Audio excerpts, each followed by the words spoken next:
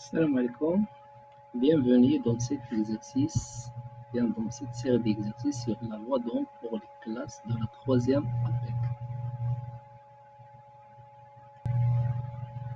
Alors, pour le premier exercice, écris la loi mathématique à laquelle obéit un conducteur ohmique de résistance R. Deuxièmement, préciser les unités de chaque grandeur physique.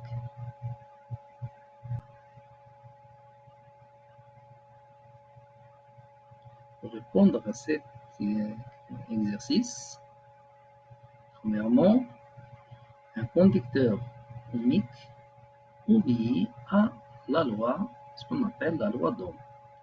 Ceci s'écrit U égale à R fois I. Pour les grandeurs physiques utilisées, c'est U, c'est la tension aux bornes d'un conducteur ohmique en volts, R, c'est la résistance en ohms, et I, c'est l'intensité du courant électrique qui traverse ce conducteur ohmique en ampères. On passe à l'exercice numéro 2. Remarquons en traçant le graphique qui représente la tension I aux bornes d'un conducteur ohmique en fonction de l'intensité qui le traverse. Deuxième question, que peut-on dire alors de U et I? Et troisièmement, comment appelle-t-on R?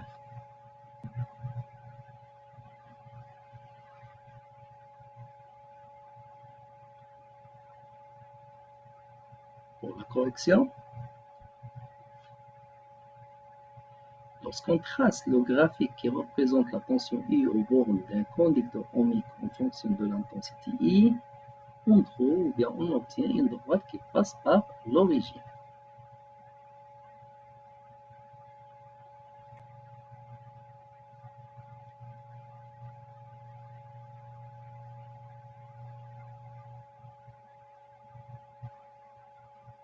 Pour la deuxième question, la fonction I égale à f de I est une fonction linéaire.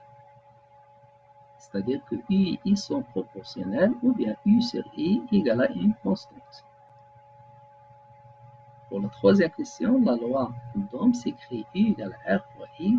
Donc, R, c'est le coefficient de proportionnalité.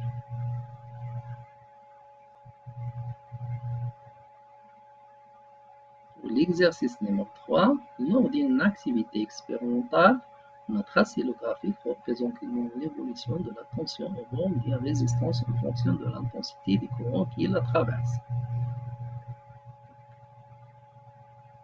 Le graphique obtenu est une droite qui passe par l'origine.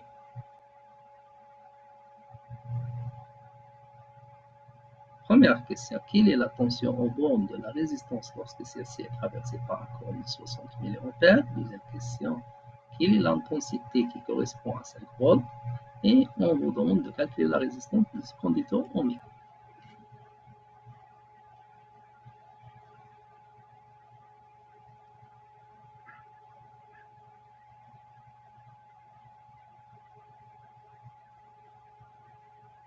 Alors, pour répondre à cette question, pour déterminer la tension aux bornes de la résistance lorsqu'elle est traversée par un courant d'intensité de 60 mA, on utilise le graphique. Vous voyez, la tension obtenue est de 1 volt.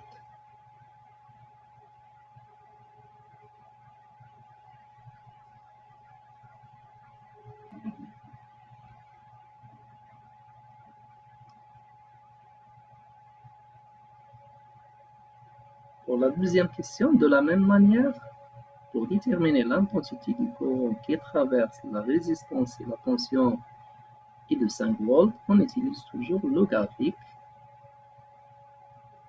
L'intensité du courant obtenu est de 300 mA.